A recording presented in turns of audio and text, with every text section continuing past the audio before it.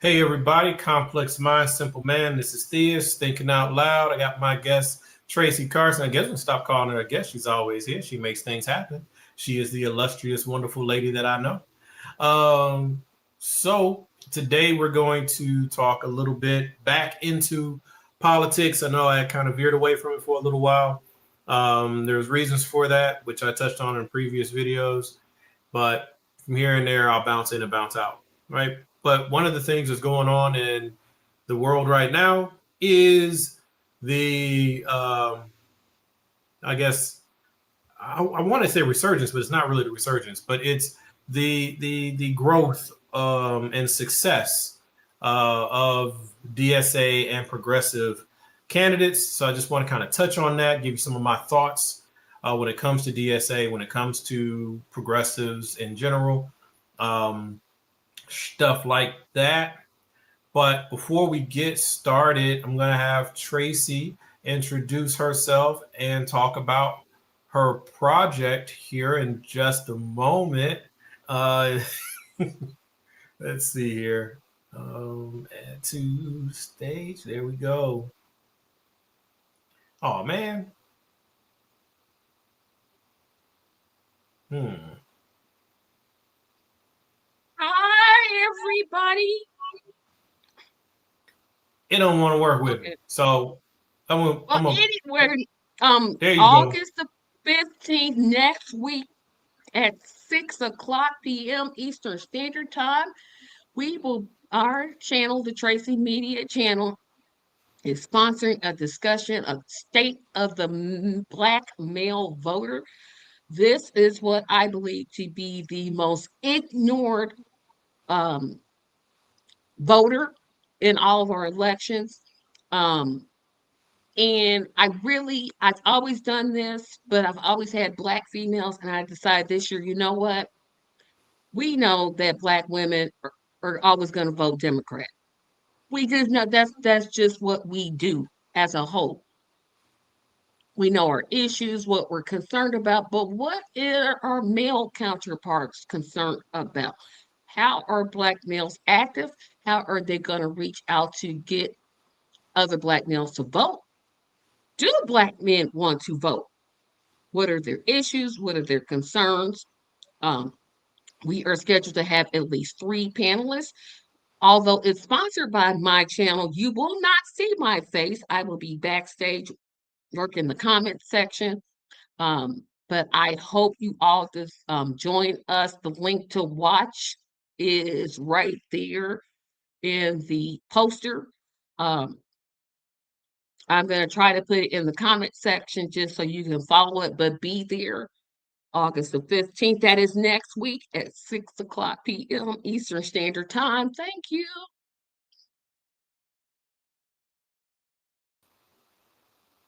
And now back to this. Sorry, I am not good with these controls. Sorry, folks.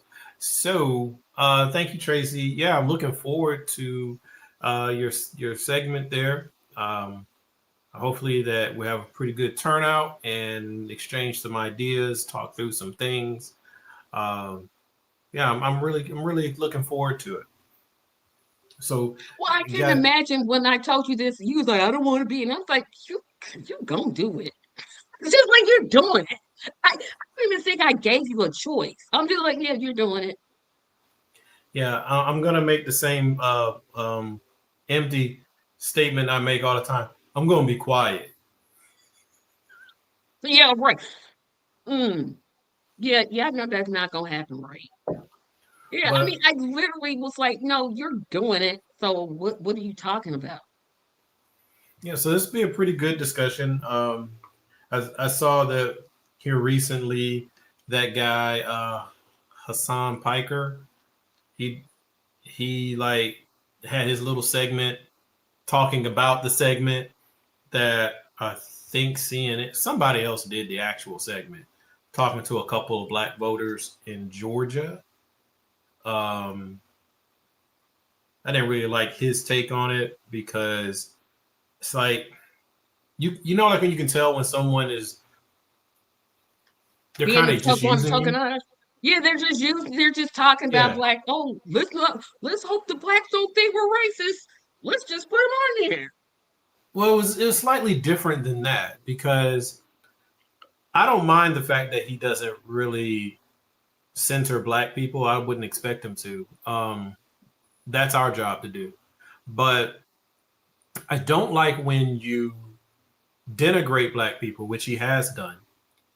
And then even in this, you're like, "Ooh, look, see, even the black people are not happy with the Democrats." And some of the verbal ticks and flair that he was using in his presentation was, I took it as being mildly insulting, because it's like you were talking about us to serve your purpose, but honestly, we were just a sideshow to you, you know. But that's how I took it. But yeah, there seems to be this late term interest in the black voters, and this happens every election cycle. Yep. Every election cycle, the Democrats wait until usually they wait until about 2 months before the election. So they're a little early this time.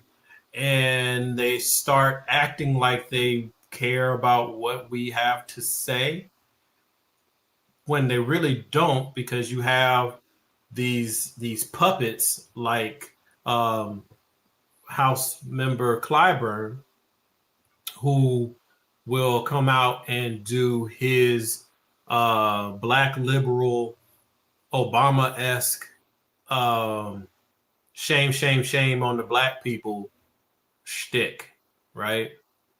So I guess in a way, I'd rather have somebody like Hassan, who's no real friend of ours, but he's not really an adversary. He's just not our friend. Like he's got his own agenda, and that's cool. I guess in a way, I kind of prefer that to Clyburn, and I definitely prefer that to Obama with his thing where he was always ready to come and scold us. He scolded us about how we dress. He scolded us about being fathers. He scolded us about not voting for a black woman. Like, dude, you only show when you want to talk to black people, you scold us, and when you talk to everybody else, you're inspiring them. That's a problem. And then I don't know if you saw it, Tracy, where Clyburn was like, "Yeah, I blame the black people." I'm like, You know why? You know why they do that? Because older black voters let them do that mess. And they'll agree with it. They will literally say, "Oh yeah, that's right." And you're like, what are you offering the black community? What are you doing to help the black? Oh, we gotta concentrate. Yeah, because we put, and I'm not just saying this to attack older black people, because y'all know I'm gonna always rock with my seniors and my mothers and my father. I'm always gonna rock with them. But they done let this type of politics slide. And I'm like, y'all got to stop that. And I don't know if it's like too late for them to stop it, but they let a lot of stuff slide because they have everything. Think about it. They have Medicare. In essence, they're set. well, no, because a lot of our seniors, black seniors, are not in good position. Um, be it Medicare or Medicaid, you can have Medicare, but you can't afford your prescriptions.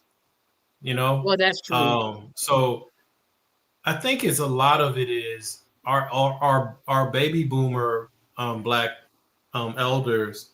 They came up in a time that was during the actual fight for some of these rights, and I would call privileges. And so they saw the fight, or mainly they saw the fight because in many cases it was their parents that were fighting, not them. They were kids, but their politics were on autopilot. You know, if you look at it from like a historical lens, when our people came out of slavery, we voted reflexively and collectively for the Republicans because that was the side of the ledger that advocated for us to no longer be enslaved. And then that stayed until the switch. And so in the 60s, the switch happened, and it was the Democrats that were fighting for your voting rights, or at least advocating or passing our voting rights and many of our civil rights. So ever since then, because we are a very loyal people, we shifted to the Democrats. And I don't disagree with either of those two positions. I agree with how it happened and why it happened. But along the way, as a community, we did not stand on what had carried us that far, which was always making demands. And so we stopped making demands because the slavery was over. The economy, more of us could have jobs. You had a black middle class and a black upper class growing. And I just think that we lost the thread. And that's again okay, except that was okay during the 90s. Well, that was the era of the baby boomers being like our age. Right. That's true. Now, yeah, now you move forward, and the Democratic Party has not done anything truly for our community, specifically or intentionally, since the 90s.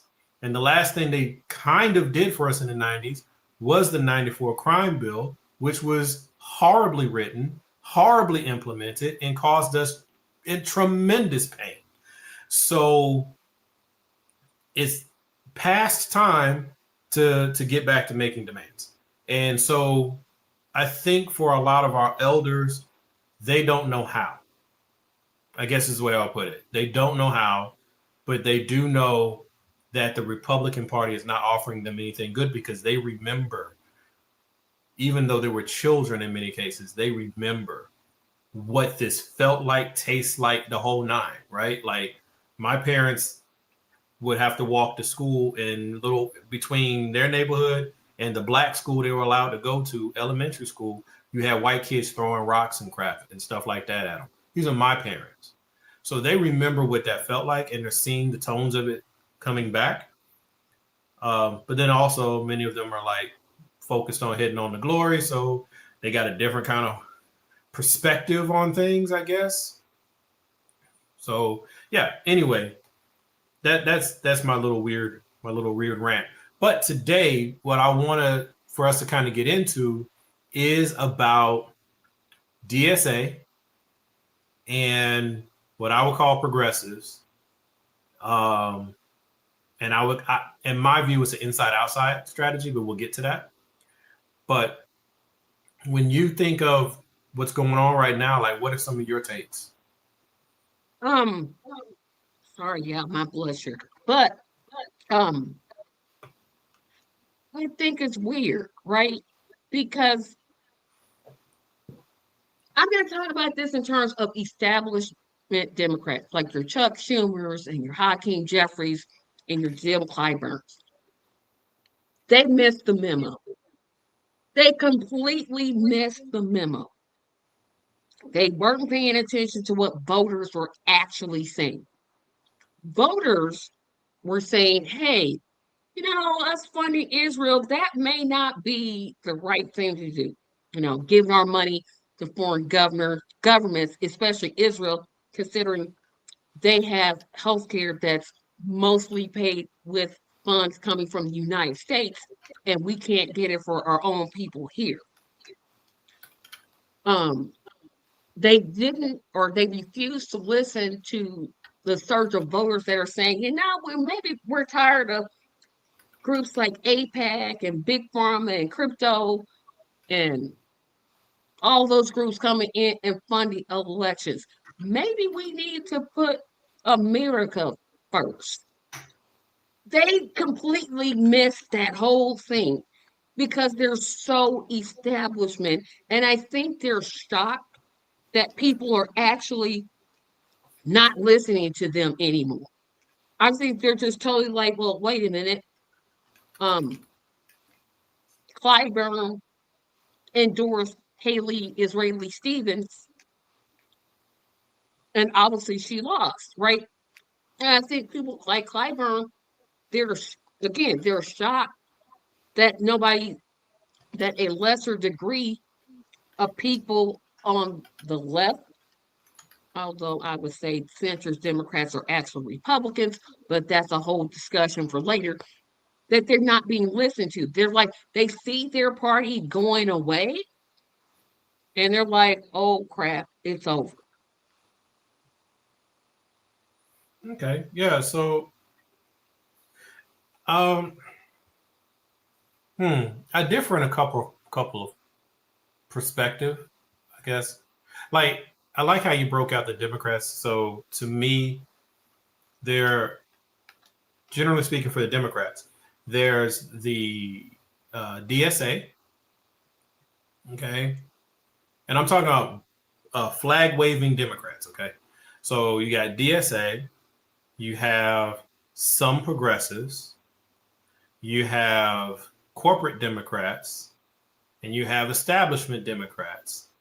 And then you got whatever that thing is called a moderate Democrat, which, like you said, it's a Republican. It's a never Trumper.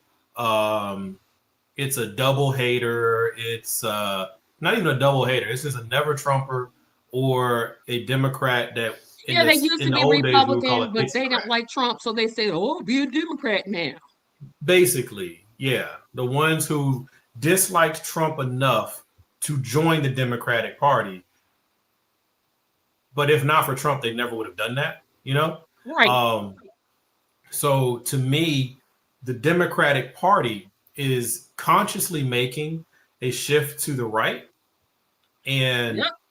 I say, and one of the reasons I feel comfortable saying that because I'm looking at traditionally left platforms and seeing how they've started moderating their tone to try to give never Trumpers a home, right? So I used this example on one, I think, on your show last week, but Crooked Media, right? This is a platform started by Obama staffers, right? They're very, very, very establishment dim. And you see when they start doing a lot of their, you know, in social media right now is a lot of that cross pollination that happens, right? Everybody's on everybody else's show. And I'm noticing they do a lot of stuff with the bulwark, which is just never Trumpers. They're Republicans who didn't like Trump. They don't do as much with Midas. I don't know what happened with Midas. I don't know if they're on the downswing or what's going on with them because I don't like their content, but they used to be a really big deal. And they may still be. But they're like courting a lot more conservative voices, which tells me that's where the Democratic Party is trying to go in order to make up for some of the drop off they're getting as young Democrats are abandoning the party. So they need their numbers. They got to get their numbers from somewhere. So, of course, they go after the magical unicorn that they're addicted to, and they go try to find them a few conservatives that aren't hateful. Like, that's basically what they're doing. Like, are you not racist? Good. Come on over here. And it's like, there should be more than just not being racist to be affiliated with the Democrats, right? But I guess that's all it takes. And that's also a strong statement because racism is a spectrum. And Black people, especially Black people, we know that oftentimes one of our biggest adversaries is the white liberal. Has been that way since politics is politicking. So it's racism happens everywhere, but it's just like where is it concentrated, right? Like if a Klans member showed up at a Democratic rally, they will find themselves shouted down and rejected. But if a Klan member shows up at a Republican rally, you won't even notice. So it's like there is a difference, right? But anyway, to me, progressives, and if you remember, Tracy, I never allowed myself to be considered a progressive, right? I always said I don't accept these titles. And my reason why is because I have issues with some of the progressives as far as how they address race and how they can get very, very um, uh, what's the word? Because discriminatory Racist? isn't the right word. No, no, no, no, not necessarily that. They're not good on race in many, many cases. Uh, but that's like, for example, Yeah, let's start naming a couple of names. So the Green Party is good on environment. They're good on, I think they're pretty good on the social safety net. They're good on political financing. They're good on um, LGBTQ, the queer community, right? But they're not good on matters of faith. They're not good on matters of race. They're not good on,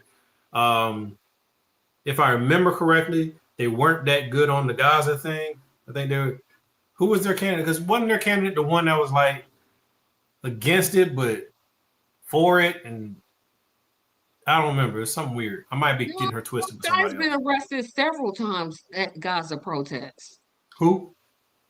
Jill Stein. Jill Stein? Okay, so I'm probably thinking about somebody else. But anyway, so let's take Gaza off the table because I think we're all pretty much aligned when it comes to Gaza and genocide. So but if you're really strong or focused on race, or you're really focused on faith, mainly like those two, you may have differences of opinion with the Green Party. But overall, they're a good party. They're a left progressive party. Then to me, so that's third party though, right? That's outside the system, trying to break into the system, but you want to do it your own way. And then to me, Right. you have your DSA, which are progressives as well, but they are trying to change it from within the system. They're like, okay, well, let's just go in as Democrats and we'll just reshape the Democratic Party, right? Um, so to me, I think both of those are excellent strategies when they're both happening. So I support both, but I think sometimes people think they have to choose. So what do you Well, think? I do think you have to, well, the only time you have to choose is if you're running for office, right? It would be hard for me. Oh, boy, how can I say this and it makes sense? I would say you have to choose, right?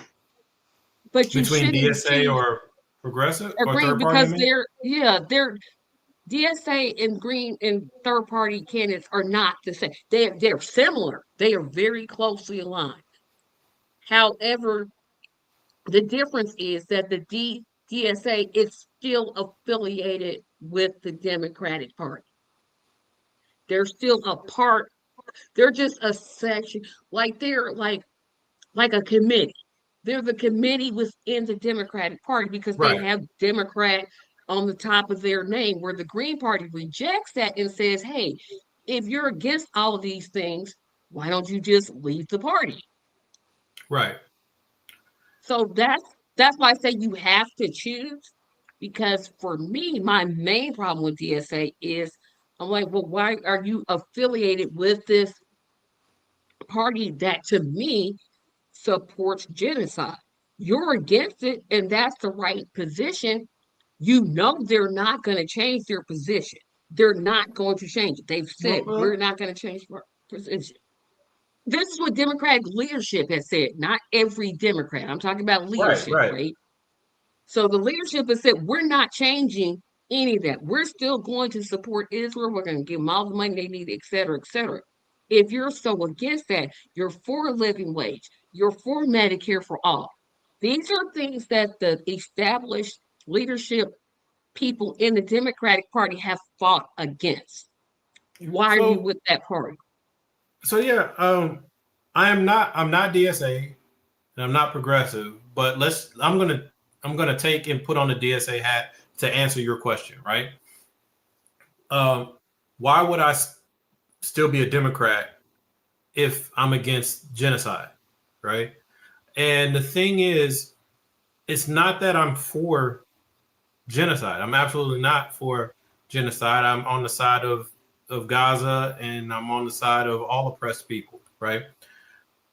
But I'm looking at where are the levers of influence and power that will allow me to accomplish more of my goals than not. So one of my goals is being able to help people afford their groceries and their food. Well, from the standpoint of being outside of the party, I don't have the ability to do like Mamdani is doing and balancing budgets and putting in programs for uh, daycare for young people and putting in the framework for the free buses and things like that. I can't do that outside of the Democratic Party because I don't have the levers, I don't have the infrastructure to get me in to do it. So does that solve Gaza? No. But if I was standing in the Green Party, I still am not solving Gaza. So I can't fix it either way. I can continue to advocate for what I believe in, but I can also work on these other things as well and deliver on them. So that would be like one of the ways I would explain why I would still go through it the way I'm doing it. Plus, the Democratic Party has to change. And the vast majority of Democrats do not agree with Democratic leadership. Right. But Well, leadership ignores everybody else. Yeah, I was gonna say, and that's what I'm getting at because the flip side to that is I believe they're running as Democrat because, well, let me address this. So this has to do with a lot of things. And one, I'm gonna say it again, I'm on my ballot access horse. I'm gonna stay on it. I'm gonna keep on staying on it because that is a huge issue. It is much harder to get ballot access as a Green Party person than a DSA. If you would say who has the easier shot at like getting elected, it's going to be someone that is DSA because they're still associated with the Democratic Party. When people hear Green Party, most people don't even know what the Green Party platform is. And we need to educate people about our platform. The Green Party needs to do a much better job in that. But most people don't know what the Green Party believes. They don't know where they stand on issues. The Green Party does not talk about what I think those bread and butter issues enough. Agreed. Where DSA does a better job at talking about, even though they're both for Medicare for all, they're both for living wage, they have a lot in common. But for me, the reason DSA is more successful, well, one, ballot access, and two, people really don't know about the Green Party. Well, And you that's know, probably the Green Party's fault because you have to educate people. it's funny with that. Um, I think that, and this goes into one of the things that you often bring up about, media presence and access, right? So back when the Green Party was a new thing and it was newly disruptive, so that's about a little more than a decade ago, they had plenty of coverage. They were being treated like the DSA is being treated now, right? Why are you here? You're taking votes away from this, and you're doing this, and you're doing that, and yeah, you want to take care of the trees, but what are you gonna do to make it happen, right? They had a lot of energy and focus on them just because they were new, and now they're not new anymore, and they're not winning, so people aren't looking for them. I don't know for sure, but I'm pretty sure they're still out there talking pretty much the same stuff. They just haven't evolved to find new ways to get people to see them and hear them, I guess, maybe. But DSA, just say you're DSA and run for something. You will get attention because you're the new thing. You're for this season, you're the new thing. So you'll get more time with interviews and people shoving a microphone in front of your face. And even though you're DSA in Colorado, they want to say, well, that DSA over there in New York said this. Is that what you say too? And you get that kind of energy. So I think that's also part of it as well, right? You get more time to talk because you're a new thing. Because then all in all, and I could be wrong, but I'm pretty sure like DSA is getting some wins, but it's like a total of 30 across the country. Like it's not like they've blown it out the park, but it's good to see what DSA is doing in the moment. I'm curious to see what they do over time. Right? And see, that's That's what my I'm number curious. one concern. Will they capitulate? Will they bend the knee? Another criticism on a DSA is in the past, they have been known to bend the knee to established Democrats. They just have. Well, I think it's the same thing that happened with the first real batch of progressives that went in. Yeah, right. They bent the Yeah. knee. I'm like, Well, it's not even so much that they bent the knee, in my view. They went in, but we, the voters, didn't keep sending more behind them. So it was still a small group, and they got slowly picked off. Right? Either APAC came and got them, or the corporate Dems started talking that sweet talk in their ear about, hey, if you just play the game, we'll get you a committee seat, or yeah, and the we'll sweet get by and you by. right. And that's what happens when you send these groups in there, but you don't send more behind them, then it's just a matter of time because a 200-year-old machine, it knows how to adjust, right? It might be slow doing it, but eventually they're gonna get you too. Because look at it now. In my view, AOC is not much different than she was when she came. She's a little bit more mature and she has a more nuanced and elevated approach to things. But it's because she's more nuanced, it's because she's more elevated in her approach on things that she's lost a lot of credibility because people say she's lost a lot of that passion, so to speak. But passion is not the same thing as being effective, you Well, know? I think with her is her unyielding support of people like Hakeem Jeffries. She had, keep this in mind, when she ran in New York, and that's about when she first ran, she used a lot of Green Party members to do her work for her. As a matter of fact, they endorsed her, which is the Green Party does not do that, but the Green Party of her section, because they all have different sections, endorsed her and said, okay, she's it. She repays those Green Party people by one, trashing Jill Stein, which she didn't really have to do that. There's not She a lot of us supported who the, are a fan of Jill Stein, so it's just but I'm talking Green Party members. I'm not talking everybody. She supported Kamala Harris, told that big lie. She's tirelessly working to end it. She wasn't tirelessly working to do nothing. No thing was she tirelessly working to do. Then she turns around and said, we have to support Hakeem APAC Dream Jeffries as Speaker of the House. Sitting around talking about, yeah, I want Hakeem Jeffries as Speaker of the House. Nobody wants him as Speaker of the House. Nobody wants Hakeem Jeffries as Speaker of the House. well, Nobody. that's not true. None of Except for us, Hakeem Jeffries. yeah, no, I'm saying like regular voters like us, I think it's a pretty safe bet to say that very few of us like bootleg Obama, right? Very, very, very few of us. But and bootleg Obama, I'm sorry, folks, that's Hakeem Jeffries, off-brand, terrible. He's just a horrible politician, right? He is like one step better to me than that Richie Torres guy. They about the same kind of cat to me. I think it's Hakeem Jeff because at least I know what Richie Torres is. I know what Richie Torres is. He literally says, "Yeah, I support Israel." Well, no, wait a minute now. Hold on a second, because Hakeem Jeffries has said that.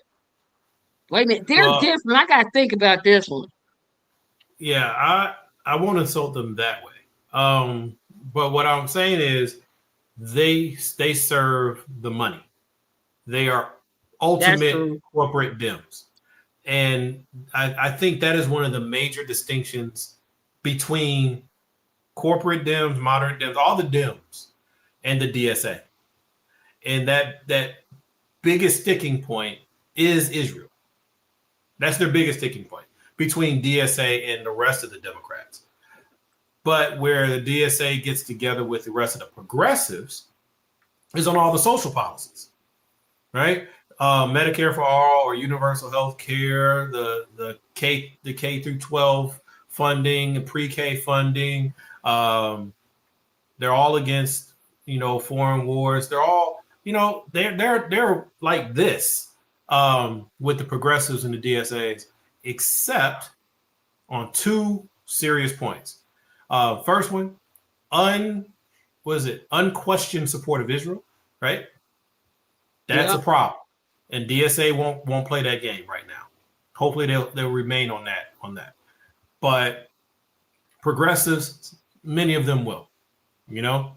Then you have the other sticking point is how you view capitalism, right?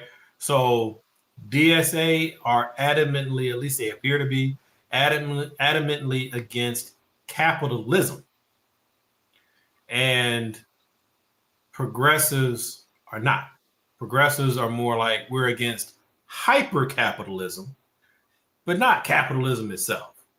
And I don't have a problem with either one of those two positions, because I think that the people who shout out socialism, socialism, socialism, I've yet to have an engagement with people who are talking about socialism as a solution, who actually understand what socialism is and how it would be employed.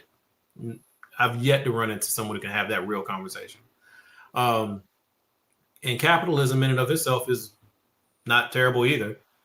Hyper capitalism is. Once you get to the point where capitalism runs your government, which is where we are right now, that's like game over. I think what do they call it, Tracy? Late stage capitalism, I think is what they call it. I call it Where oligarchy, but hey, that whatever. yeah, but you're like we're falling off that cliff, you know. So anyway, um, so when we look at, I guess that sticking point, and I know maybe we shouldn't talk about it, but I don't, whatever. We have the war that's happening in Iran right now, and it's quote unquote a lull, a ceasefire, or whatever they want to call it. Yeah, it'll last 2 days or 2 minutes, but yes, Yeah, that's until the what it weekend's is. over, right?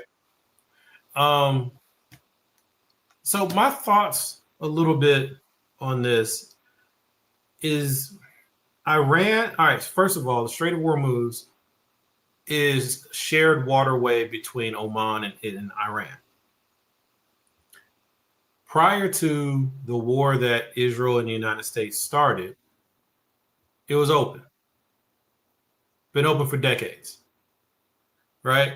Um, so the war, we were told it wasn't a war. Let's start there because it still hasn't been declared, right? Congress still hasn't Mm-mm. declared this thing. So first we were told it's not a war. Then we were told it was about making sure Iran couldn't have nuclear weapons. Then we were told it was about regime change. Then we were told it was about stopping them from having proxies and terrorist cells and whatever. And then we just kind of circle around, and now it's all about the Strait of Hormuz. And I'm like, the only reason you're saying that it's all about the Strait of Hormuz right now is because you lost. Is it?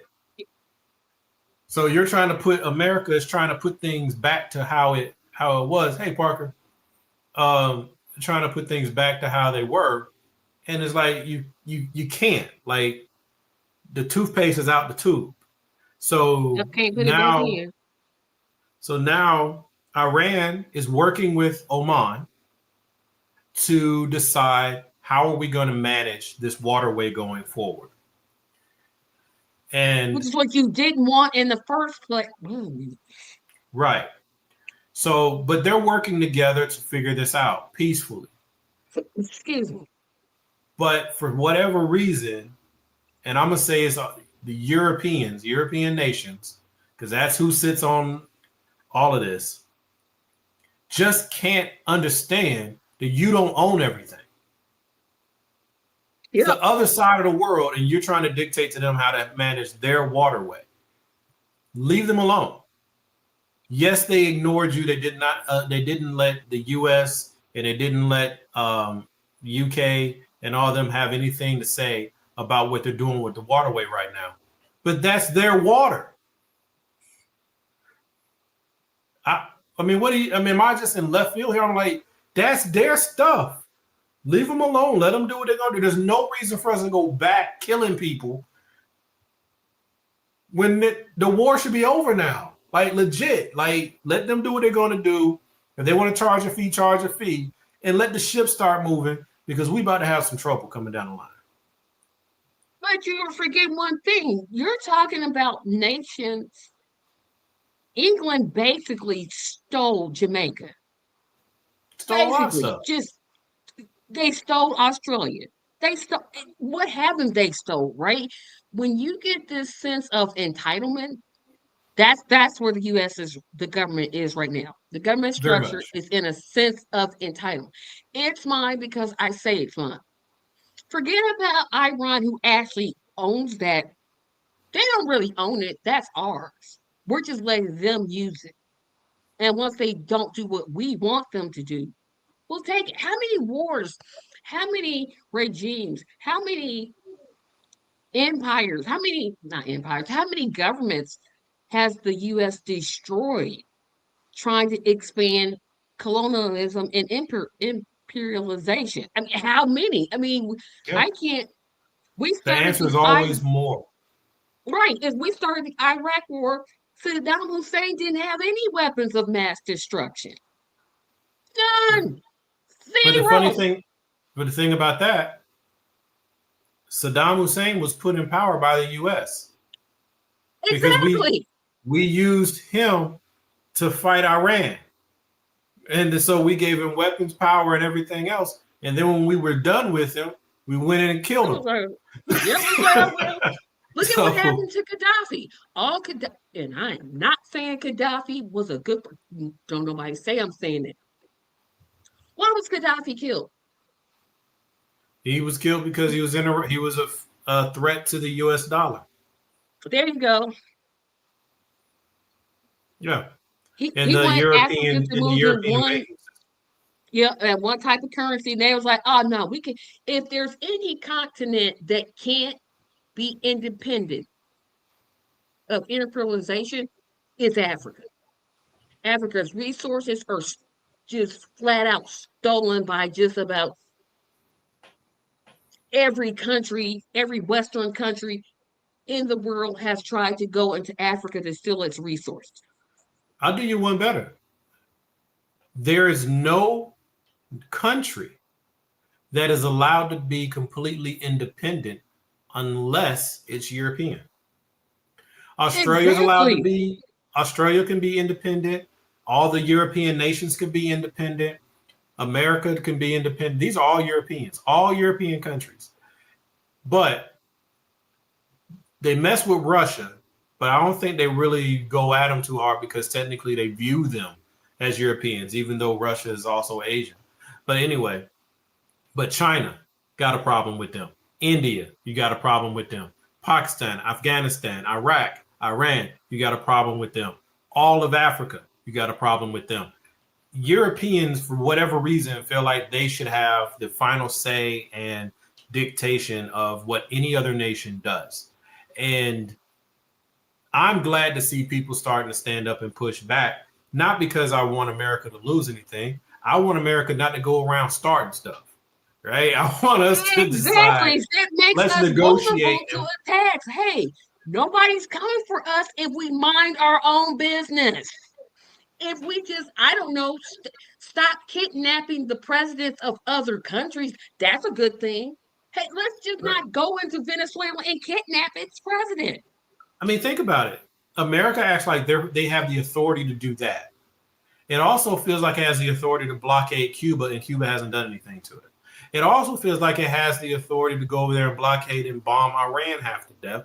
And I heard somebody put it like this: Iran and the U.S. and Israel, when they attacked Iran, they knocked off the equivalent to the Pope, the president, the vice president, half of Congress, their families, All these people. Now, America doesn't feel like there should be any reprisals for this. Yeah, we shouldn't get no kind of Like backlash. they're offended when they hear Iranians saying they want revenge. I'm not advocating for revenge, just like I ain't advocating for us to go over there and kill all those people. I'm saying causes and effect.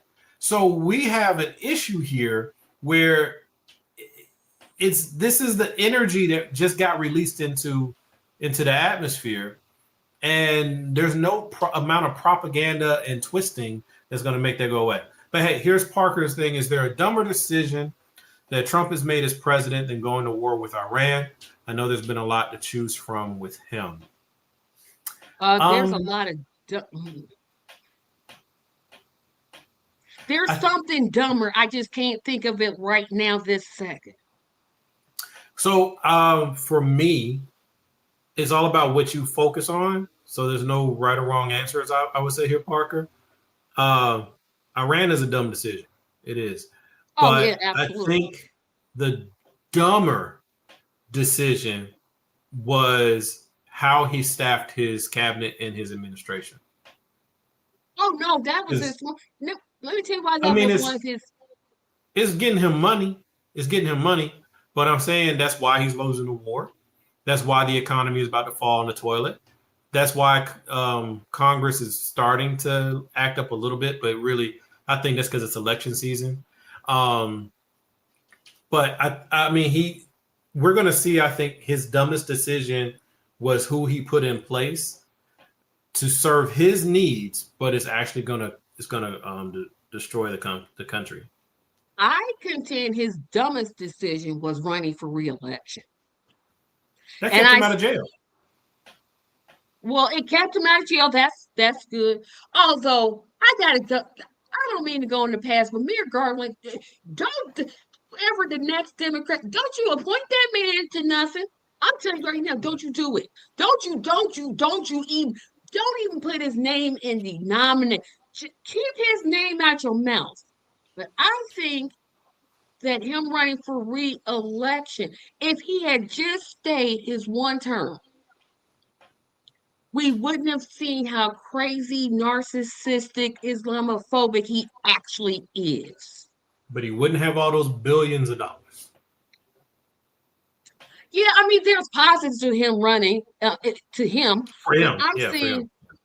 But for me, it's his dumbest decision because one, although I think the Democrats should have released the Epstein files, now at least some people that voted for Trump the first time are like, well, wait a minute, you said America first. Sending money to Israel isn't putting America first. More people seem to be waking up to what he is instead of if he had just stayed that one term and just rode off into the sunset, he'd have been in a much better place. Yes, it kept him out of jail, although, again, Mayor Garland could have literally opened up an investigation 2 weeks after he got into office.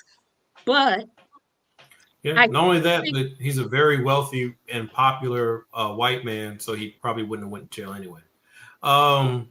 They just want to harass him and kept taking the money. And I think if the Democrats win the House, which again, I'm saying if because this is the party that literally snatches victory out of the jaws. They snatch defeat out of the jaws of victory. Like victory be right there. And then they just figure, we're going to lose this way. If the Democrats win the House, he's going to become the first president that will be impeached 3 times. Even though Hakeem Jeffrey says it's not on the table, ain't nobody listening to him. He will become the first president that's impeached 3 times if they win. And I keep saying if because I'm just trying to see, well, how they gonna screw this up? I think the only way that the Democrats don't win the House is if it's rigged or somehow seriously disrupted. So, I'm thinking at this stage, rigging may not be what happens. I think it may be a serious disruption where, you start sending ICE and FBI agents into random places just to chill people, make them afraid to go vote, right? I think that's what it's going to probably be. But here's the thing about the impeachment. Hakeem is a terrible leader. He did. I hope that the progressives and the DSAs and the disaffected Democrats are loud enough that even when they take the House, somebody stands up and forces to a vote somebody other than Hakeem. Oh yeah, I agree. Because the whole thing about Hakeem is he's really good at raising money from donors like APAC, affiliated groups like to APAC, other dark money sources, other billionaires and things like that. His bundlers. He knows how to get the money because basically this is what I truly believe happened when Nancy Pelosi was stepping down. She chose him. So well, yeah, duh. a lot of her connections just moved to him. So the money can keep moving, the power could keep flowing the same way. And she stayed on for a little while to make sure he was able to do what needed to be done the way she needed it to be done, right? Or the way their handlers needed it done is a better way to put it. But Trump going in there and getting impeached for the third time, in my view, if I had my druthers, as they say, he would be impeached his third, fourth, fifth, and sixth time. Because I would, I would impeach him over and over and over, right? Like that's what I would add, and just go ahead and add JD Vance in there just for good measure. But yeah, if you can get him, right? So I'm all for that. If he gets him not being removed, we just watched the Republicans approve Blanche for office. So you already know the Republicans are going to just hold hands and just do whatever. They've been doing it for 20 years. They're going to keep doing it. Nothing's going to change that for them. The only solution is to get more Democrats or third party, anything other than a Republican. You got to get more of them into the House and the Senate this election. Well, keep this in mind. If we're talking impeachment, the House convicts, but the Senate removes. Right. And the Senate won't do anything. Yeah. Right now. Now, here's what I'll say. If Tallarico wins Texas, Trump better pack his bags because he's going to be the first president since, who was the only president we've had that's been impeached? Only Nixon. And Nixon Nixon resigned. And Trump. I mean, Clinton. No. But we've never had one removed. Never. We've never had one. I don't think we've ever. Yeah, Trump will become the first because Schumer is not going to vote to have Trump removed. You might as well just pack it up. So they've got to move enough. If the Democrats were smart, can't do it. There's a way for them to do it. They would have to win Maine. They would have to win Iowa. They would have to win Georgia. They would have to win Michigan. They would have to win Iowa. Can't do it. I think they can do it. They're just going to have to act like they want to do it. They're going to have to put money. They're going to have to put money into those races, like Kentucky. Kentucky's a toss-up right now. So if you can get Kentucky in your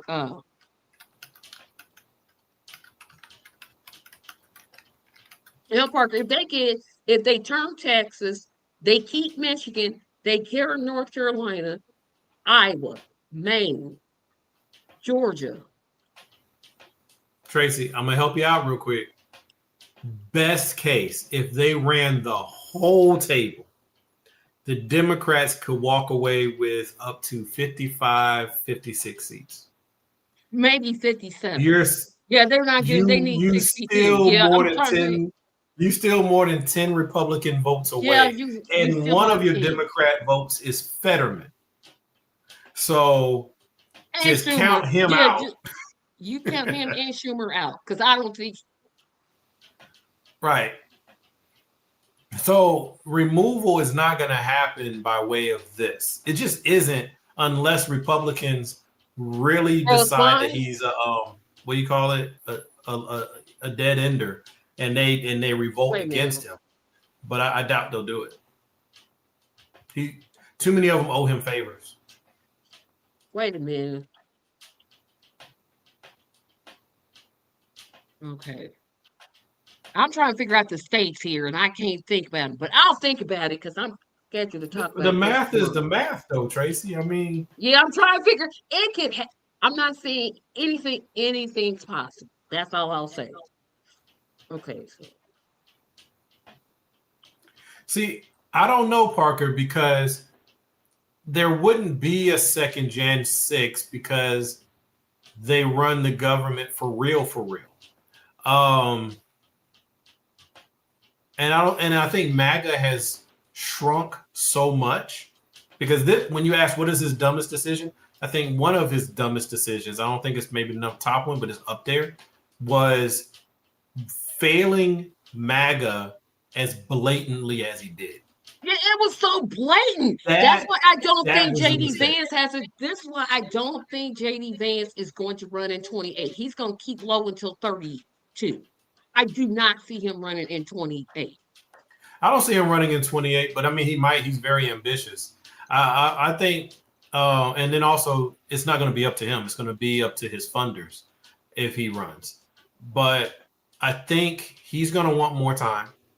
I think he's going to be more than happy to let Marco Rubio take his goofy butt out there and carry the weight of Trump's failed presidency. But if it's rigged well enough, then he'll run. But if it's going to be a quote unquote fair fight, I don't think JD is too crafty. I think that he'll do like you said. He'll be like, all right, let me just hold tight for a sec, make a few more moves, and I'll come back.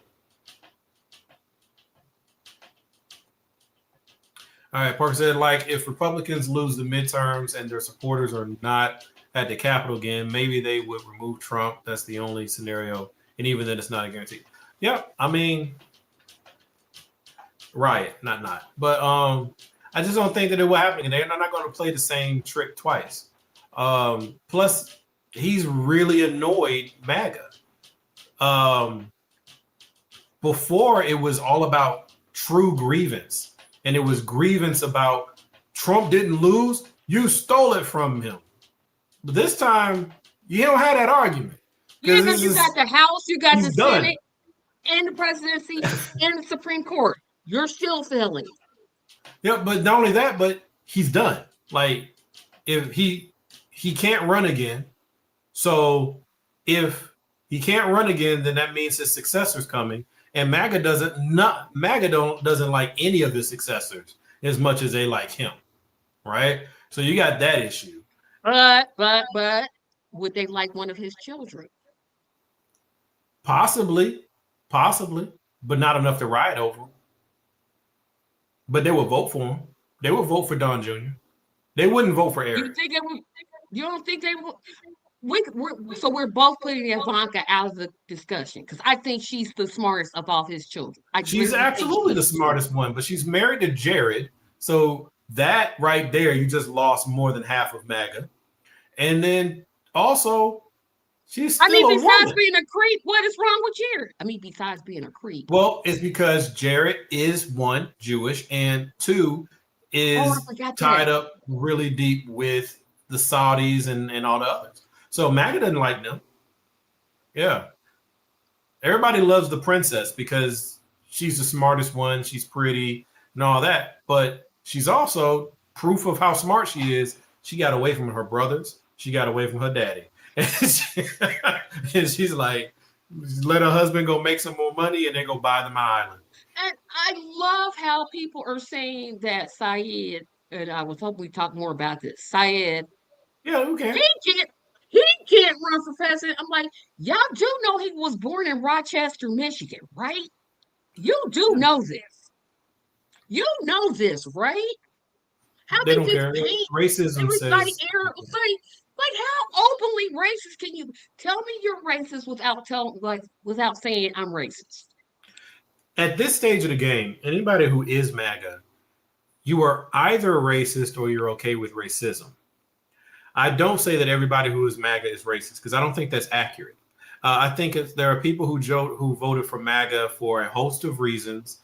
Sometimes they have very narrow reasons, like they have a false impression of Trump's position on abortion. They have a false position or understanding of how religion factors into the Republican Party.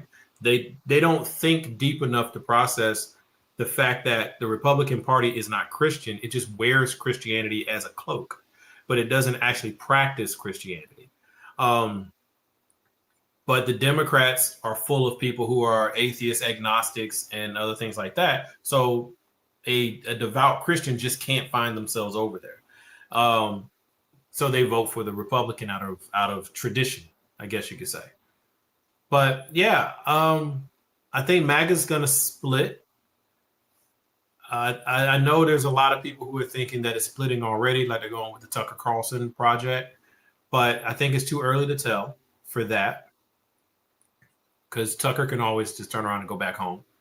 So we'll see what happens. But in my impression, I do think that MAGA will split, and you're going to have a America First party, and not the type of America First party that I advocate for, but the type of America First party that Tucker advocates for, a xenophobic America First. And the only antidote to that is the Democrats should have an America First agenda, but they don't. No, I'm agreeing with what you're saying. I'm like, it's such common sense, and this is why I say it's a Democratic Party, and I will keep saying it. They are literally the party that will snatch defeat out of the jaws of victory.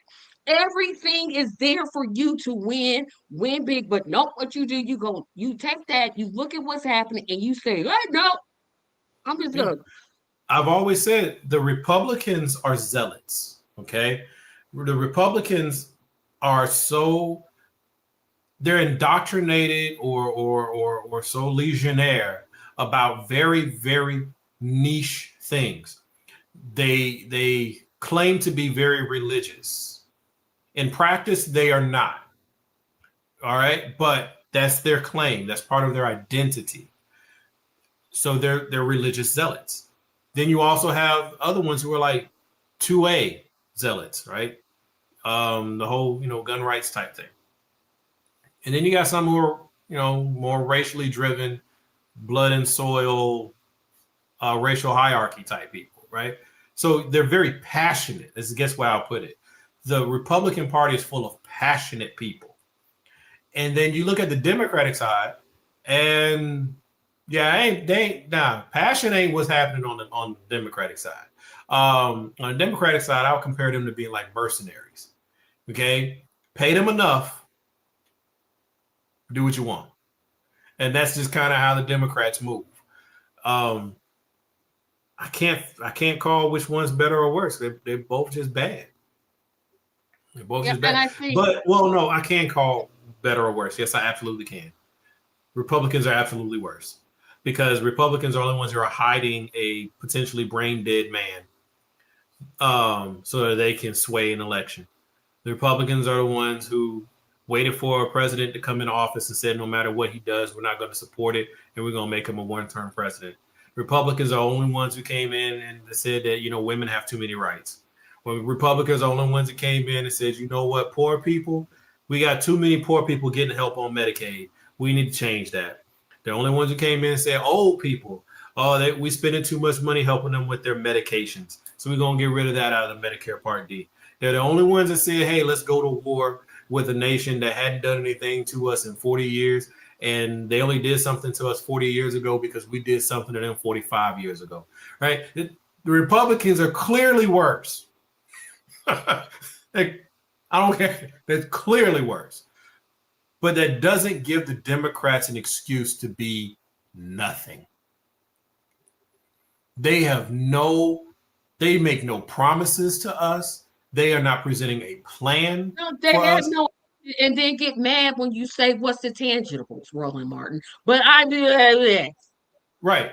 They get mad. They say you're being this. They basically treat you like you're disloyal for saying I'm gonna help ask me for something. I'm voting for you. You should tell me why I should vote for you. Yep. One of Trump's endorsed incumbent congressional candidates, Andy Ogles. And speaking of Trump's losses, He also had a candidate he endorsed that lost to a man that pulled out of the election and had pulled out of the race, but the man that pulled out of the race won. Say Funniest that story again. of the week. Trump endorsed in Michigan. Trump endorsed a candidate. Um, I forget what his name is. Black man. Um, who ran because a trans person used a women's rep Playboy by. But anyway, so he ran and he lost to a candidate that has suspended his campaign. And Well, he he's also endorsing the guy a who's little bit. abusing the ex-wife. No, but this guy lost by, I mean, it was like, are you kidding me? I say Todd Smith is the person that suspended his campaign. And the person he was running against, the Trump endorsed candidate, had a quote, Muslim, Amir, that's That's his what you're name, talking about right there. Amir Hassan. That's it. Yes, Amir Hassan lost to Tom Smith. Yes, Parker, you were exactly right. Yes. Amir El Hassan is the Trump endorsed black candidate that only ran because he said he didn't want his daughters going into the same restroom as a trans person. Who had cares? Because in Europe they don't even have men and women restrooms. They just have restrooms. But hey, I'm just here. I'm just I here. mean, facts don't matter, right? Because in both and all sides of every argument does this, but the Republicans do it the most. They just need one example. Even if they can manufacture half of the example they're going to use, that's all they need, and they'll use that to go crazy. One trans kid in the middle of New Jersey wins a high school track meet, and all of a sudden, got to Yeah, stop it's a all of it. problem. Look at this. It's a problem. I'm like, do you know how many trans people there are in America? There can't be more than 20,000. You can't even fill. You probably couldn't fill a stadium with them. Okay, so it's like You couldn't even fill a it's section about the of a xenophobic. It's stadium. about fear and I'm anger. like, are y'all serious? Like, you should be worried about. Yeah, it is rare for a Trump endorsed candidate to lose the primary.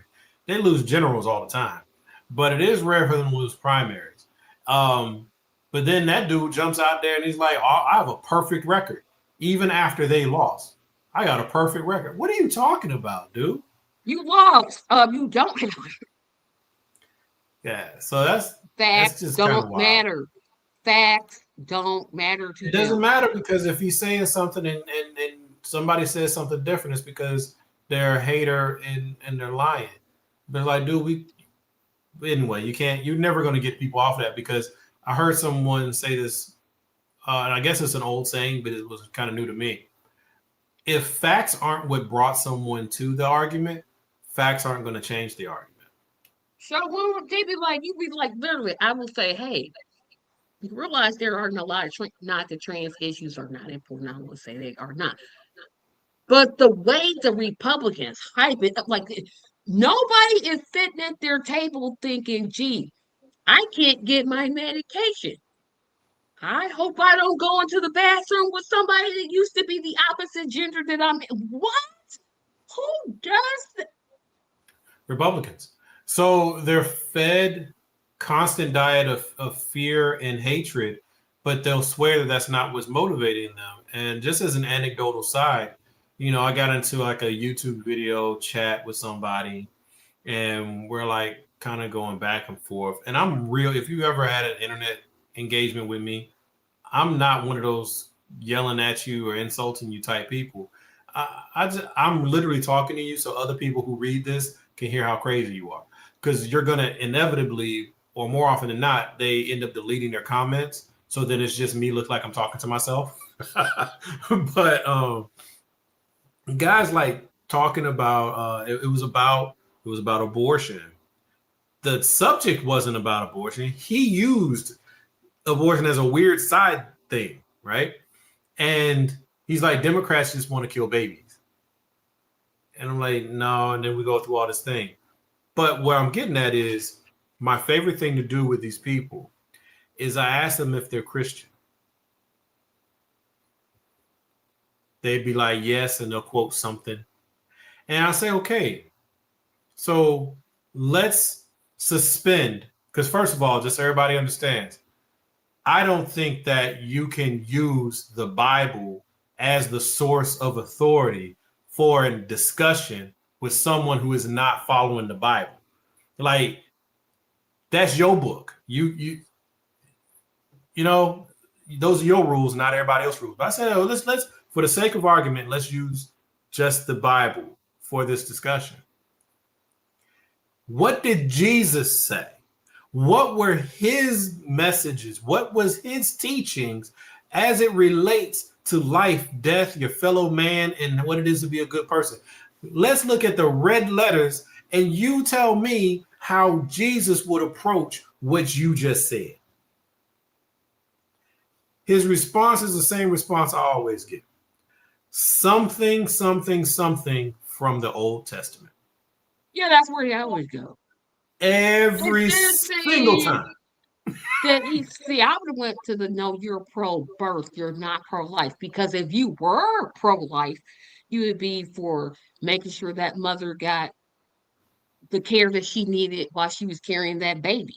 And you would be making sure that mother got the postnatal care that she's going to need, making sure that she gets treated if she has postpartum, making sure that baby is taken care of in terms of child care or any type of additional services, or making sure that those parents earns enough money to take care of that baby. But what you are is pro-birth. You just want the child here. You don't care They're all about about control. taking care of the child.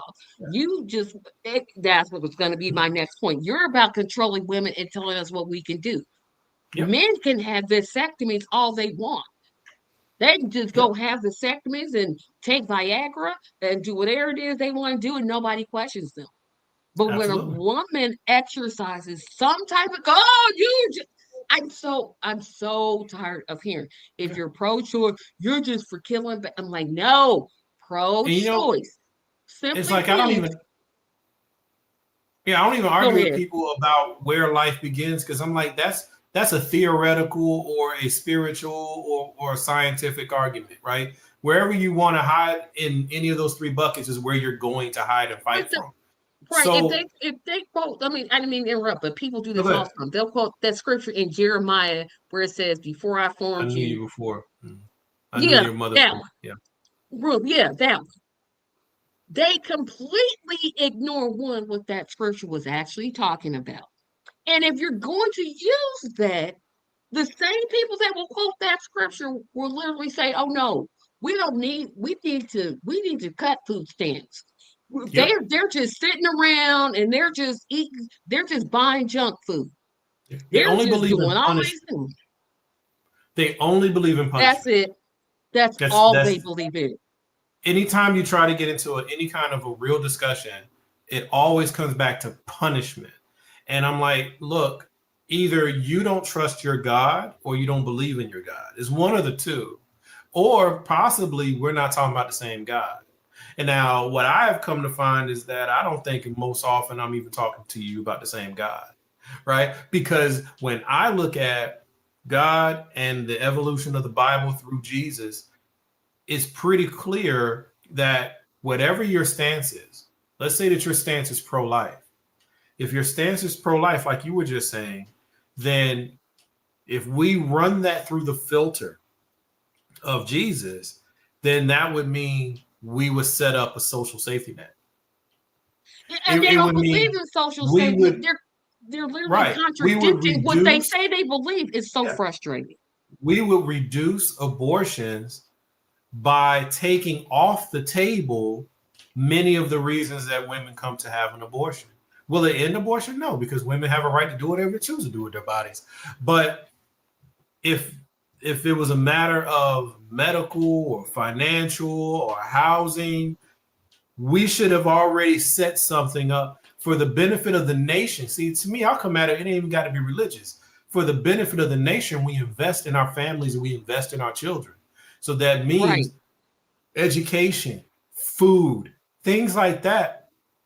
Like you should be able to go to the grocery store and spend up to, I'm just gonna make up a number, up to $50 a week on fruits and vegetables. And it's on a cart that you all have or an account, however you want to keep the account up. But when you ring out your groceries, it can tell if you bought something from the produce section. Okay. So when you ring out your groceries, boom, that just comes off the top. Right? Everybody should have that. That's just how you invest in the people. Right? It's just there's so many ways to get at it. That was just one audacity off the of top the of my head. right. They purposely miseducate people, and they know they're doing it. And it's such audacity. You're gonna quote to me Jeremiah, but then you're gonna turn right around and say, no. Here's what they'll say. I work for my dollar.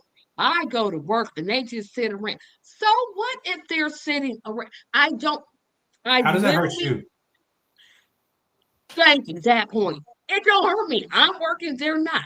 Some days I wish I was in their position. Some days I wish, hey, I don't feel like going to work today. And then if you want to hang out, in the old, well, anyway, there's contradictions galore. So you can spend all day there.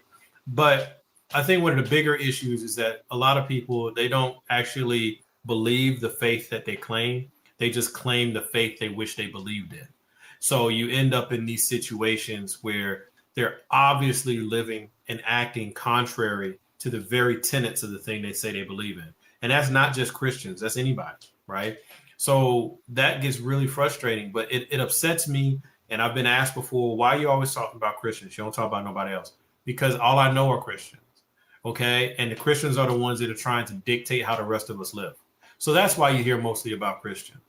Now, if I was in a Muslim country, I wouldn't even have the freedom to say much of what I'm saying. So you got that too. There's levels to this. But moving to the next thing. So let's see Parker's comment. Remember 22 when so many of Trump endorsed candidates lost in the general, like good old Herschel Walker. That race should have been a slam dunk for Warnock. I don't even know how the heck was that race even that close. Because it's Georgia. Because it's Georgia. Like Georgia, y'all got the man didn't even live in Georgia. Come on. Yeah. And then Dr. Oz, I saw somebody point this out, Parker, and see what you think about it. There's so much energy and consternation about Al Sayed and he's a Muslim and he's a terrorist. And what's his Dr. name? Oz ain't. I've already forgot his name. New York. Mamdani. Dr. Oz is Muslim too. Yep, he sure is. You ain't gonna never hear him talk about that. Right. But he's white passing. That's one. And he's on their side. So I'm of the opinion that if it ever, like, if everything's like the ship starts to burn and they got to start picking out people to throw out for the masses to attack, I think they'll throw Dr. Oz out there, because then all of a sudden the fact his name is Mehmet Oz will matter. And they'll come for him, just like they did. Who's the guy in Ohio? He keeps trying. The Indian guy. Vivek Ramaswamy. Yeah. Yeah, you were fine until you try to get out there and have more than they said you could have. Once you did that, you found out just how little he doesn't realize like he's not white. That man refuses to believe he's not white. I'm like, dude, you're not white. You are not white. I don't know why you won't wake up to it. I don't know why you won't acknowledge it. He refuses to get his wake-up call. See, black folks, we know eventually our sellout blacks who go out there and do some of this stuff, we know eventually they're going to get their wake-up call. We always get one.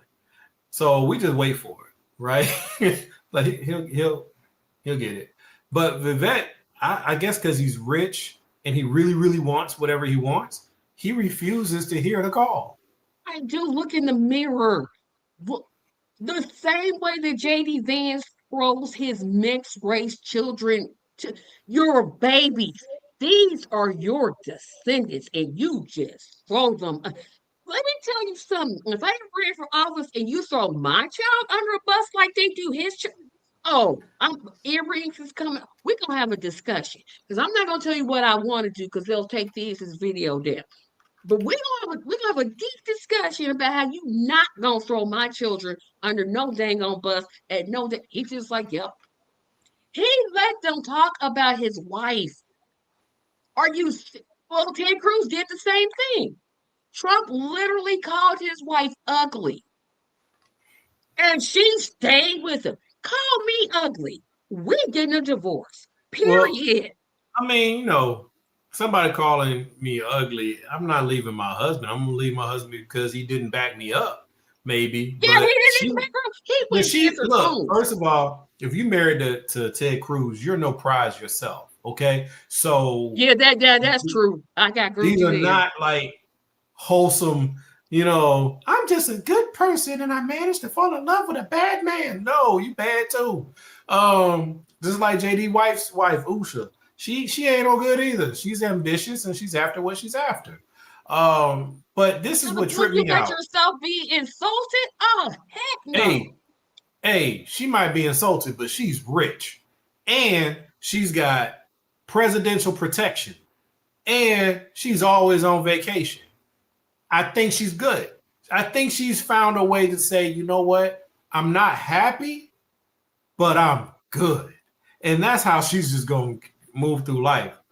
But like Well, JD blame on Vance, me. he made a comment about Al Sayed saying that there's no way that we should have a president called President Al Sayed. Dude, your children are half Indian. That's what I'm like. Your babies, your descendants do Your not love kids. your children. Your but because he's the father and he's white, they're still white. But he's a prime example of I can't be racist. My girlfriend is black. Yes. he's he's the prime example of that. Like that is ugh. Oh, here we go. Yeah, that's an excellent point, Parker. Dr. Oz will be thrown to the bus if Trump were to die in office. Because then everybody's going to catch, all of them going to catch strays. All of them. People say he prescribed them Islamic medicine. They might. Yeah. We already had one with a middle name Hussein. And yeah, he's obsessed with that. Barack Hussein Obama. His father is from Kenya. What name did you expect him to have, you nitwit? It doesn't matter. It's like he doesn't call anybody else by their middle name. He doesn't go Ted Raphael Cruz. It's No, dude. his first name is not Ted. It's Rafael Eduardo Theodore something Cruz. Makes sense. He was the shapeshifter before JD. So yeah. But hey, yeah, let's go ahead and end it. So thank you. It was pretty cool, just a fun conversation. In short, my little summary is short. I think the DSA is a moment. I don't think it's a movement. I think that it's too early to tell. I think the movement is real. I think that young voters, disaffected Democrats, um, there is a movement happening amongst these groups, and it's manifesting in the moment through DSA, but it's going to continue to take shape over the next couple of months and maybe year. And the Democratic Party is going to do its best to break that movement. I don't think the Republicans are going to care one bit. They're going to look at it as an internal war because the Republicans are fighting a civil war. Basically, white versus white America. What type of America do they want? They're fighting that war, a much bigger substantive war, which is why you're hearing things about secession and stuff like that.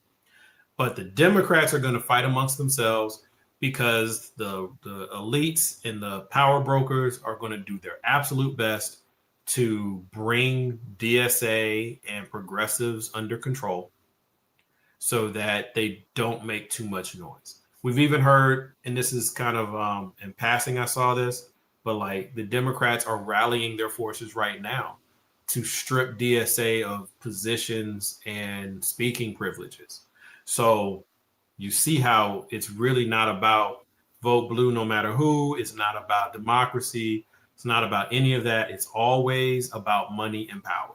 Always, always, always. Which is why DSA should just say, you know what, we done had enough.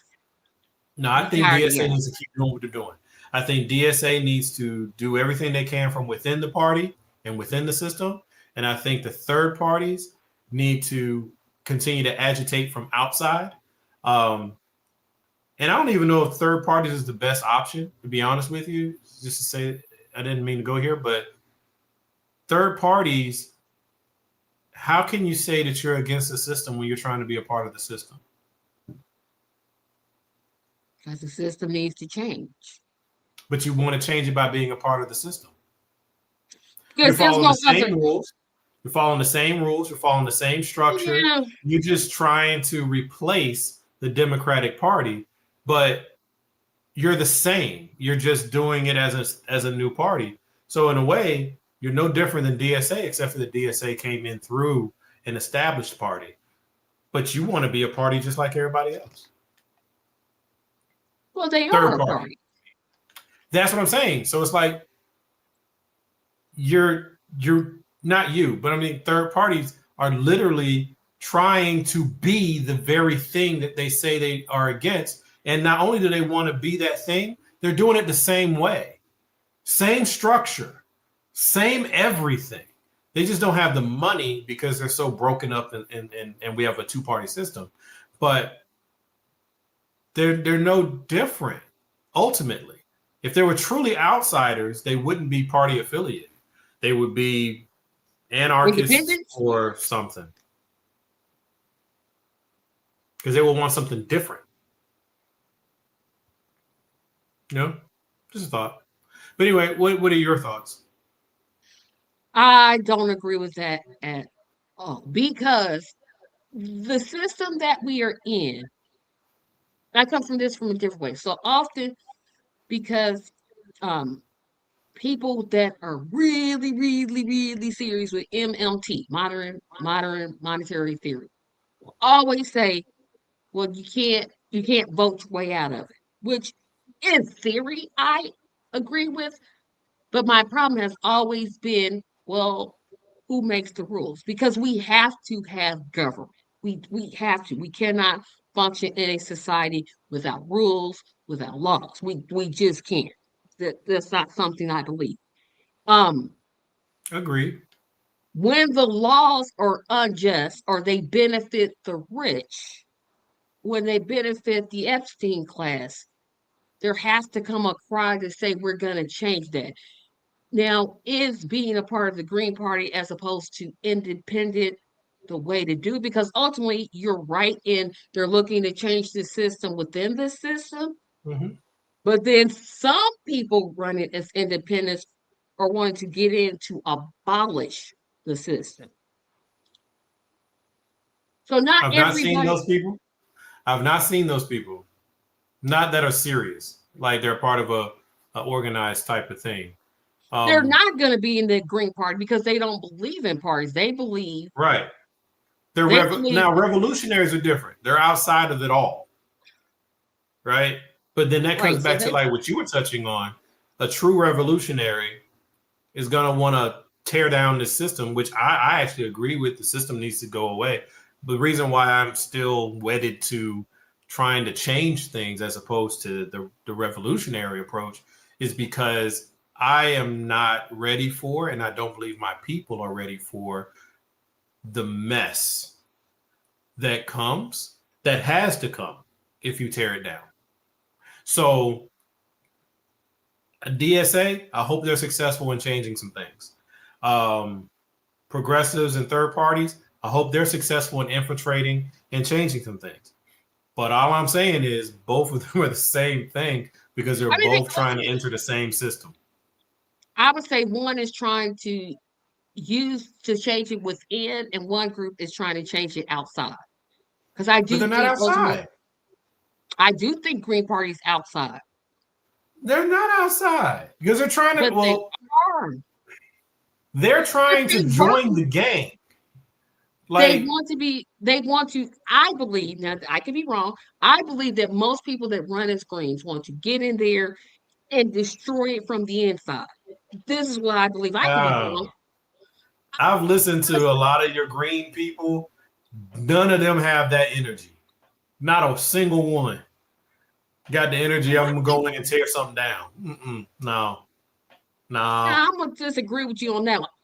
This is what I'm thinking, right? I think that that's what the Green Party wants. Whereas DSA, they're more willing to work. Like I said, they're willing to work within the Democratic Party because they're trying to change it within. So that's what the two groups have in common. What I Right. would like to see, and this ain't gonna happen, but I would like to see DSA work with third party candidates to get third party candidates elected because they'll find more allies if they would just team up I with think the they third kind of party. are. No, they're not. Because DSAs aren't DSAs from what I've observed, they're not against third party people. They just took a different path. The Democratic Party is against both DSA and third party. And the third party. But I would like to see I would like to see something, and I'm just using his name because he's the most prominent member of the DSA group. Somebody like a Mandami endorse a Green Party candidate. But he's a Democrat. And that's the problem. I'm saying I want to see DSA go outside the Democratic Party and say, you know, we don't have the person ourselves, but hey, this person running Green Party, we're with them. But Green Party people, would they advocate for a and Democrat? that's the problem. Well, they did. If you look at AOC's race, Not if they would vote for him, but would they go out there and advocate for him? Because they don't go out there and advocate for AOC. Not now they don't, but in the beginning they did. That's how she got elected because they were the foot soldiers. They did the door knocking, they did the canvassing, they did all that work in the beginning. They wouldn't now. No, they would not now. Yeah. And I would like to see. That's the kind of bridge that I think needs to be because if those two groups can connect, that's when you're going to start seeing, oh, now people are going to start to pay attention. And see, I think those two groups are connected. And here's why I say that. I say that they're connected similar to it's not a direct parallel, but understand where I'm going for it. They're connected in the same way that Martin Luther King and Malcolm X were connected. Right? Martin Luther King was trying to change the social structure from within the social structure. Right? And then you had Malcolm, though, was more, we're going to withdraw from the social structure and build a parallel structure for the benefit of our community since I've given up on them over there. But it was that inside-outside energy that forced the changes. I think there's always, you need both. You need inside-outside at all times. So that's how I view these two cats. Like, ideologically, they're very much the same, like we said earlier, except that one is like they're verbally pushing socialism, and another one is verbally just trying not to mention it. Yeah, because you won't see DSA talk about socialism. I'm like, but it's in your name. It's in your name. Right, but it's in their name, but I think this is super important. And this is how I read it. Democratic Socialists of America, right? So the governing structure they believe in is democratic.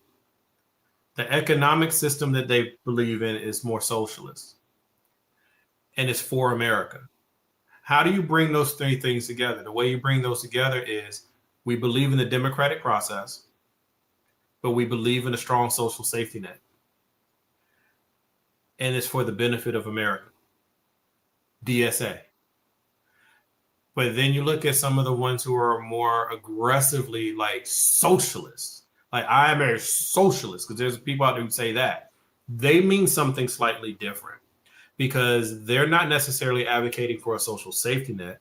They're actually advocating for what socialism kind of actually should be or is, which is the means of production being in the hands of the people. Now, whether that's in the hands of the people because we take public utilities and we actually make them public utilities. So they're not private companies. They're actually cooperatives or government structures that are run by the voters, right? That would be more of a socialist approach. DSA isn't actually saying that for the most part. DSA is just basically saying we have revenue that's coming into the system. Let's make sure we spread this around to help as many people as possible. Um, so they're very close together. But I think this is how the Republicans are going to try to mess them up. No, no, stop blaming the Republicans. The Democrats are Yeah, I going to was try gonna to say mess them up. yeah, the established Democrats. Oh, The they Democrats are going to try to mess them up by focusing on two words: socialist and capitalist. And they're going to try their best to hang those two words out there to scare their own voters so that they vote for corporate Dems, moderate Dems, Gavin Newsoms.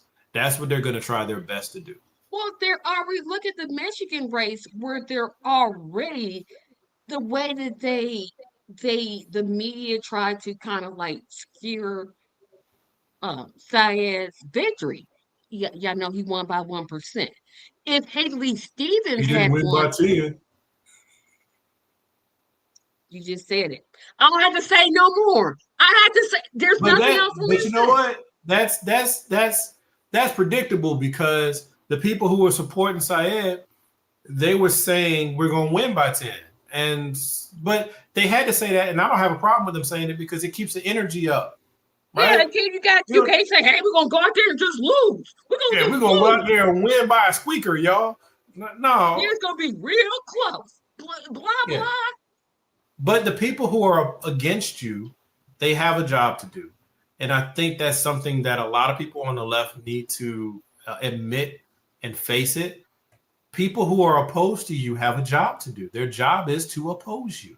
So they're going to lie, they're going to twist, they're going to paint counter narratives. They're going to do all of that. They're literally supposed to do it. And if they don't do it, then they're messing up. So So yes, in the legislation that Nancy, oh good old Nancy support, not Nancy Mace, I think that's her name, that you have to be an American citizen to hold office. And she says that yeah, we want to stop the Syeds from holding office. I'm like, girl, he was born this in is Michigan. racist. I mean, it is right. I'm like, girl, yeah, dude, she specifically named him. I'm like, but he was born in Michigan. So again, technically, te- like Yeah. That's what? the thing for that is the thing, and this is why you can't just blame Republicans and conservatives. This is a manifestation. It's very deep in white circles, regardless of their political affiliations, but it's also just an American issue. Period.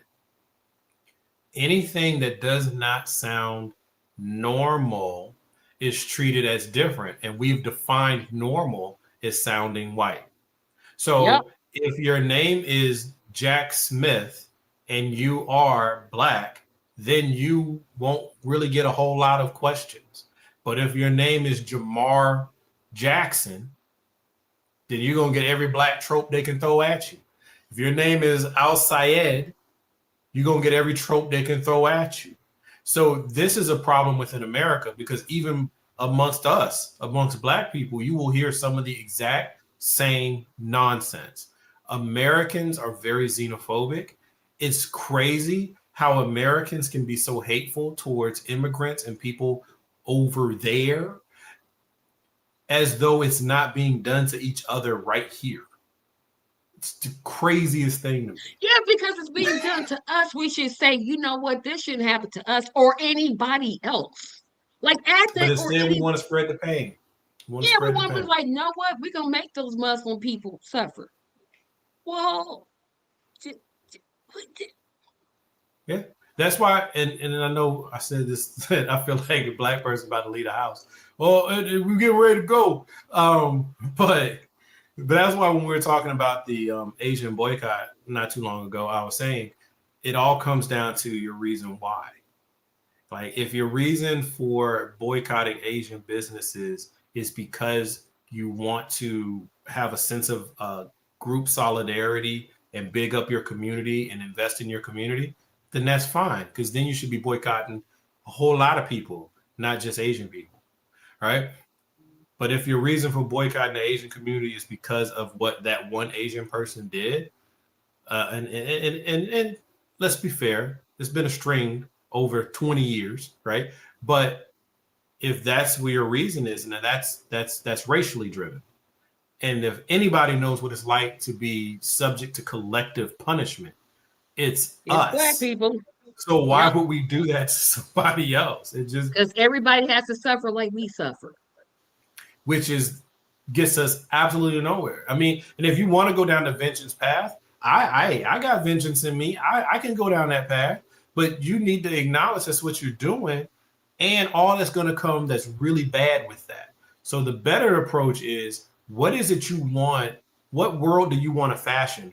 What world do you want your children to inhabit? Do you want your children to inhabit a world where they're going to pick up your grudges and have to go fight your battles on the racial war? Or do you want to put them in a position where their race isn't being used as a weapon against them? Decide the world you want and focus on how you build that world.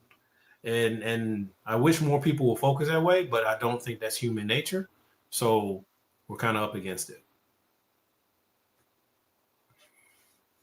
But hey, as we finish up, I don't get to pick who it is. This is,